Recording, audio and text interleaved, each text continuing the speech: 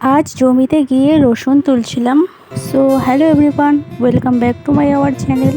বেশ কিছুদিন ধরে তো প্রতিদিনই বৃষ্টি হচ্ছে, যেহেতু এখনো বর্ষাকাল নামেনি তাও প্রতিদিন বৃষ্টি হচ্ছে। এখন বাজে বেলা 12টা, আর এখন একটু সূর্য মামার দেখা পাওয়া গেল এতক্ষণ থেকে। আর এগুলো কালকের ধান, এখনো কিন্তু শুকায়নি। আর আমাদের প্রীতি সেরানি আজকে রাধা সেজেছে, ও আমাকে ওটাই দেখাতে এসছে এখানে। ওকে কিন্তু খুব মিষ্টি লাগছে আজকে। তো যাই হোক, একটু রোদ উঠেছে তাই ধানগুলোকে আমি শুকাতে নিয়ে যাচ্ছি।